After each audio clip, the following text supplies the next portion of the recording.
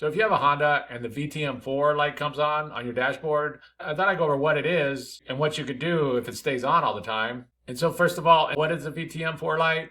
Well, VTM stands for Variable Torque Management, four-wheel drive system. And it's basically a system that manages the four-wheel drive, and it can help a vehicle get out of like bad road conditions and things like this, like it's stuck in the mud or something along these lines.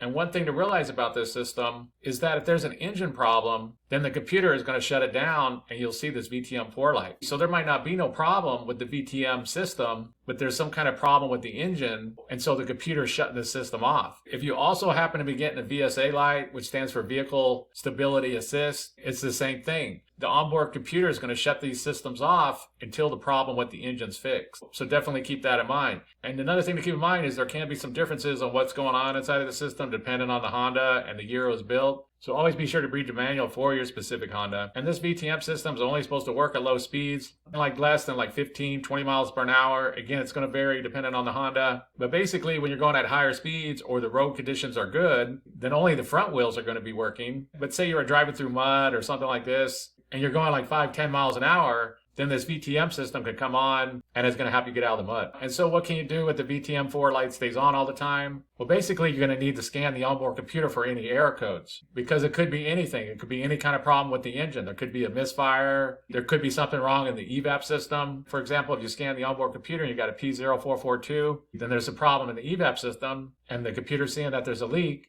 And when it sees this, it's going to automatically shut off that VTM4 system. Or another example is you get a C003A code, which is a right wheel speed sensor. And if you get this, then very likely you got a bad speed sensor and it needs to be replaced. If you don't have an OBD2 scan tool, most automotive stores will come out and scan your vehicle for free and tell you what the codes are. So you might want to call around first, but places like AutoZone or O'Reilly's or things like this, quite often they'll come out, scan the codes for free and tell you what they are. There's also a lot of low-cost scan tools, some for like less than $20, $30. They're really easy to use. But basically what you want to do, if that VTM4 light is staying on, is you're going to have to scan the onboard computer for any error codes, and that'll tell you what the problem is. And so that's basically it. I just wanted to go over what the VTM4 light means in a Honda and what you could do about it if it stays on all the time. If you have anything to add, please comment down below. If you have any questions, ask me and I'll try to answer them. If this video helps you, please click like, please click subscribe, and have a good day.